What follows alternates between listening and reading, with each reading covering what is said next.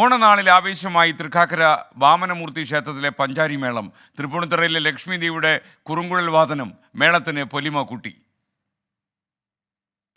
ഓണക്കാലം എന്നാൽ മേളക്കാലം കൂടിയാണ്.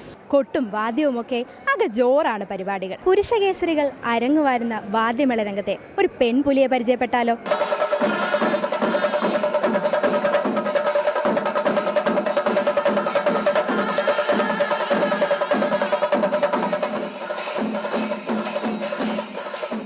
പഞ്ചാരി മേളത്തോടുള്ള അഭിനിവേശമാണ് കുറുംകുഴൽ വായനയിലേക്ക് തൃപ്പൂണിത്തുറ സ്വദേശിയായ ലക്ഷ്മിയെ എത്തിച്ചത്.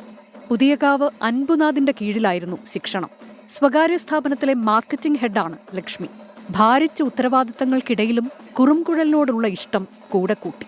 പൂർണ്ണത്രേശ്വരൻ അമ്പലത്തിലെ ഉത്സവത്തിൽ മേളങ്ങൾ കണ്ട് നോർമലി അവിടെ മേളം കാണാൻ പോകുമ്പോൾ ജനക്കൂട്ടത്തിൻ്റെ ഇടയിൽ നിന്നാണ് ആ മേളം തുടക്കം തൊട്ട് അവസാനം വരെ ആസ്വദിച്ചുകൊണ്ടിരുന്നത്.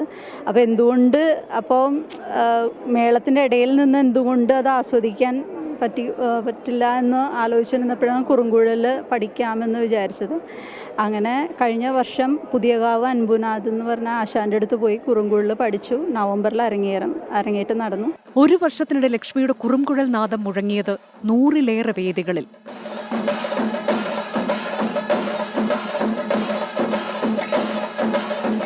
പെരുവനം സതീശന്മാരാർക്കൊപ്പം തൃക്കാക്കര ക്ഷേത്രത്തിൽ ആദ്യമായി മേളത്തിൽ പങ്കെടുക്കാനായതിന്റെ സന്തോഷത്തിലാണ് ലക്ഷ്മി.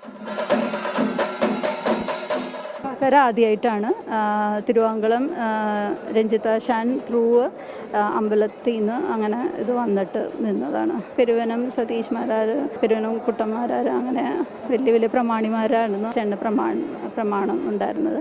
അപ്പോൾ അവരുടെ കൂടെയൊക്കെ നിൽക്കാൻ പറ്റി. പുരുഷന്മാർ അരങ്ങുവാഴുന്ന മേളത്തിലെ കുറുംകുഴൽ രംഗത്ത് വ്യത്യസ്തയാവുകയാണ് ലക്ഷ്മി ദേവി.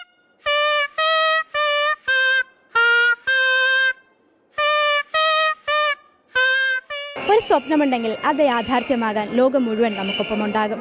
പൗലോ കൊയ്ലോയുടെ ഈ വാക്കുകൾ അന്വർത്ഥമാക്കുന്നതാണ് ലക്ഷ്മിയുടെ വിജയഗാഥ. ഇനിയും നിരവധി വേദികൾ കീഴടക്കാൻ ലക്ഷ്മിക്കാകട്ടെ. ക്യാമറമാൻ വിനോദ് മേലിലേക്കൊപ്പം ആർദ്രായൽ, 24 കൊച്ചി.